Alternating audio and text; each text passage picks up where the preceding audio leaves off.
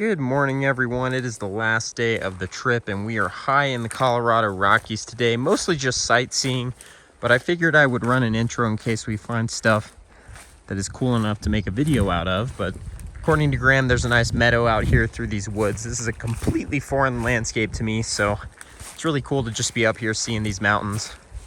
And hopefully we'll be able to find some herps up here too. So we're gonna get to walking, and I will let you guys know if we see anything.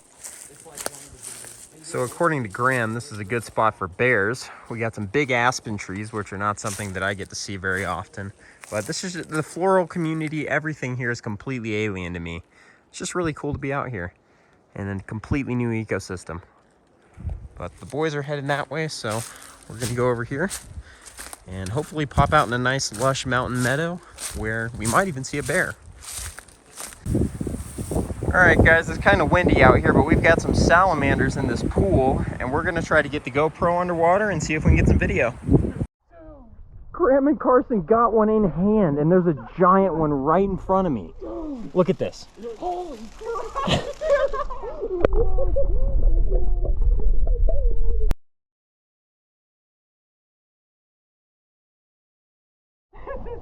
There's an adult in the water over by Graham.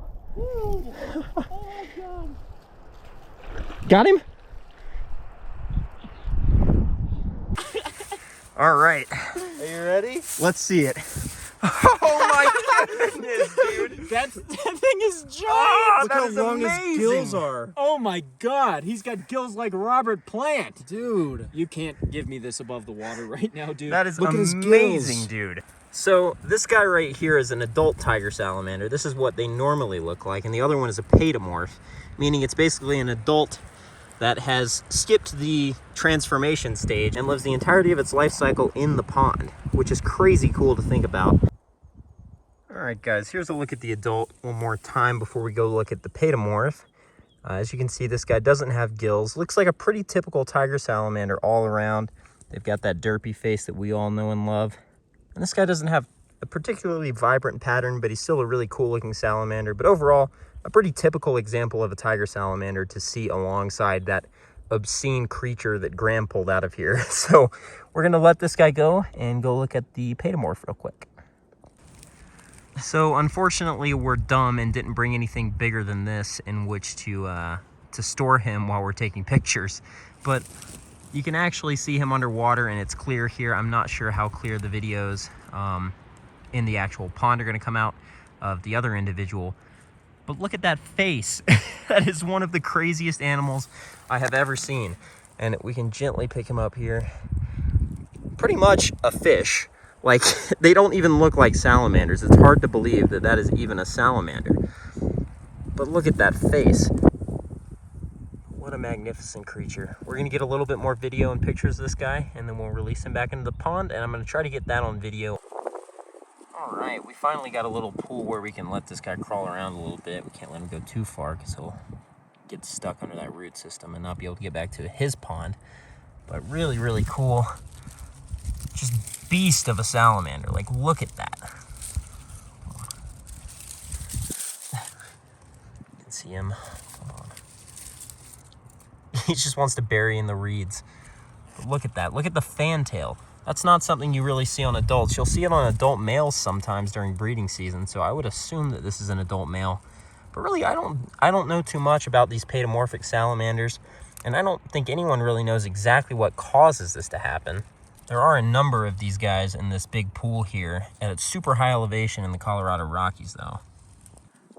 But I'm gonna give you guys a side-by-side look at this guy with the normal metamorphed adult. Whoa, he did a little gulp. But we're gonna get one more look at this guy side by side with the metamorphed adult, and then we're gonna let him go back into the pond. All right, it's time to release our friends here back into their pool. There's tons of them in here, but these are just the two we managed to actually catch, so. All right, ready when you are. Yep. First, he'll go back just so we can get a good visual of him in his pond muck. Look at that thing.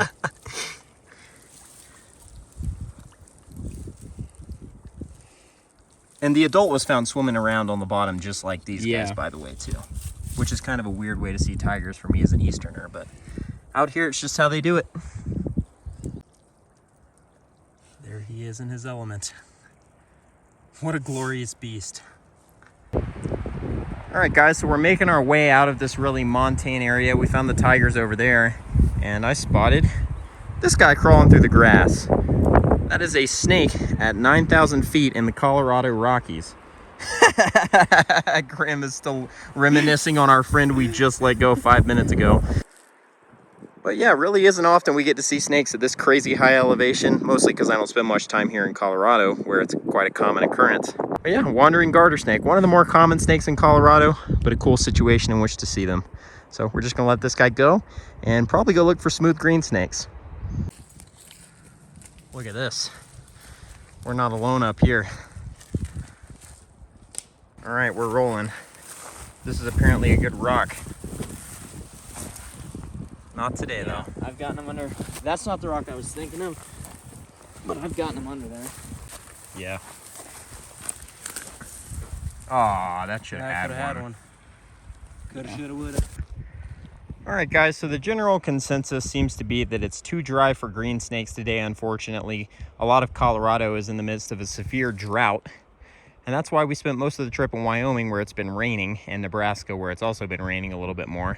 But yeah, this might end up being a short little video, but I think the subject matter was cool enough that it's worth posting by itself. This is probably going to be wrapping up my time here in the Great Plains for the year, so thank you all so much for watching. Hopefully you enjoyed this trip, and we'll be back in Georgia for a couple more weeks before heading west again. All right, everyone. Well, it is snowing on my last day of the trip, so we're not doing much herping today. And in fact, my flight might end up getting delayed, and I might get stuck here for a little bit if the snow gets any worse. But for now, it's just a light flurry. Pretty fitting way to end the trip to one of the cooler parts of the United States, where it snows in the middle of May, and you can find giant foot-long salamanders living in little montane pools at 9,000 feet in elevation.